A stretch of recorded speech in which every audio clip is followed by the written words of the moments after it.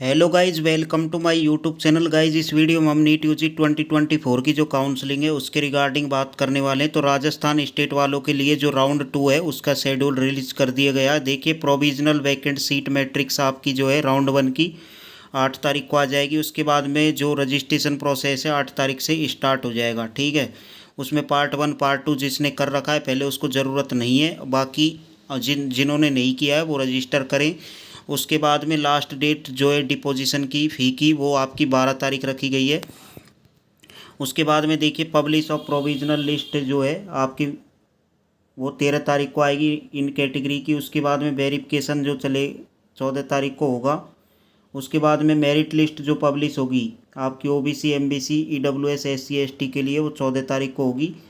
और 14 तारीख को यानी कि मेरिट लिस्ट सभी के लिए रिलीज हो जाएगी। मेरिट लिस्ट 14 तारीख को आ रही है। उसके बाद में सीट मैट्रिक्स जो है वैकेंट की कि राउंड 1 के बाद में कितनी सीट वैकेंट रही हैं वो आपको 16 तारीख को शाम को 5 बजे पता चलेगा, या फिर रिजाइनेशन के बाद में after resignation up to 16/9/2024 by 5 PM यानी कि 17 तारीख को आपको वैकेंट सीट का पता चल जाएगा कितनी सीटें खाली हैं राजस्थान के अंदर। उसके बाद में सेम प्रोसेस है, सिक्योरिटी डिपॉजिट की 15 से लेकर 17 तारीख चलने वाली है, जो फीस आपको सभी को पता है। ठीक है, उसके बाद में चॉइस फिलिंग चलने वाली है।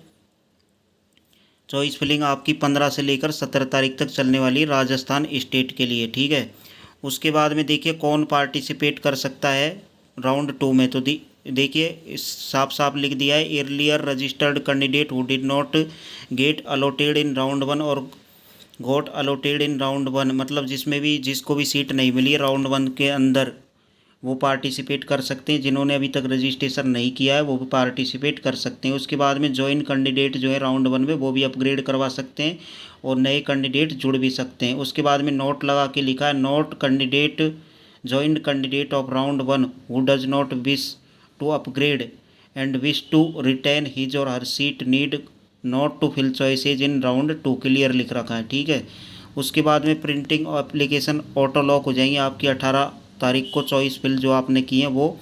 उसके बाद में देखिए पब्लिश राउंड 2 आपका जो अलॉटमेंट रिजल्ट है वो 20 तारीख को आ रहा है। ठीक है, उसके बाद में अलॉटमेंट लेटर जो है आपका 21 तारीख से 25 तारीख के बीच में आप रिपोर्टिंग करवा सकते हैं कॉलेज के अंदर, ये आपको इसमें दे रखा है। उसके बाद में जो एसएमएस मेडिकल कॉलेज है जयपुर का वो आपका बनाया गया है, वहाँ पर कॉलेज डेस्क लगेंगी, वहाँ पर ही सारा काम होगा। उसके बाद में क्या लिख रखा है देख सकते हो आप इसको, नोट में लिख रखा है, round 1 join candidate who filled choices for upgradation but allotted same college seat type and category in round 2 need to report again. उनको रिपोर्ट करने की ज़रूरत नहीं है दोबारा से कॉलेज में। If round 2 allotted college same but allotted seat type and allotted category get change हो जाती है तो आप दोबारा से रिपोर्ट करनी आपको पड़ेगी। ठीक है, उसके बाद में आगे की जो भी है आगे के राउंड के लिए नोटिफिकेशन आएगा वो आपको आगे आ जाएगा। और एकेडमिक सेशन के लिए उन्होंने लिख रखा है कि 1 तारीख से स्टार्ट हो जाएगा, ये इन्होंने इसमें इन्फॉर्मेशन दी है सारी। उसके बाद में 6 नंबर का जो पॉइंट है इसको पढ़िए, the last date of resignation of round 1 candidate shall be 16/9/2024 5 बजे तक कर सकते हैं। After this date and time resignation, यानी कि जिनको राउंड 2 में ऑल इंडिया कोटे में सीट मिल जाती है और वो स्टेट की सीट छोड़ना चाहते हैं तो वो 16 तारीख तक छोड़ सकते हैं।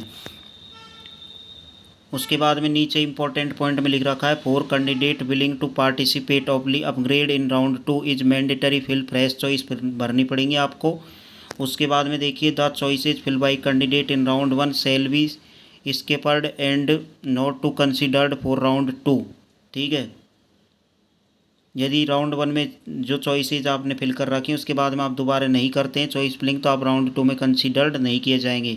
ए candidate does not fill fresh choice of round 2 is, तो वो ये सीधा सीधा लिख रखा है, चाहे आप अपग्रेशन करवाना चाहो या फिर चॉइस फिलिंग करवाना चाहो, ये इसमें दिया गया है। बाकी देखिए कौन पार्टिसिपेट कर सकता है कौन नहीं कर सकता, इस पर अभी भी कन्फ्यूजन बना हुआ है। वही नोट जो लिख रखा है उन्होंने वो अभी उस पर क्लियरिटी नहीं मिली है, बट जैसे ही क्लियरिटी मिलेगी आपके साथ ज़रूर शेयर किया जाएगा जो भी इम्पोर्टेंट नोटिफिकेशन वगैरह आएंगे। ठीक है, बाकी देखिए पार्टिसिपेट सबको अलाउ किया जाएगा, फिर से बता रहा हूँ आपको, बट इस पर क्लियरिटी मिल जाए एक बार कि ऑल इंडिया कोटा के राउंड 2 में जो पार्टिसिपेट कर सकता है वो स्टेट में पार्टिसिपेट कर सकता है, इस पर एक बार क्लियरिटी उनको देनी पड़ेगी। उसके बाद में जो भी अपडेट आएगी आगे आपको मिलती रहेगी। चैनल को सब्सक्राइब करके रखें। Thanks for watch this video.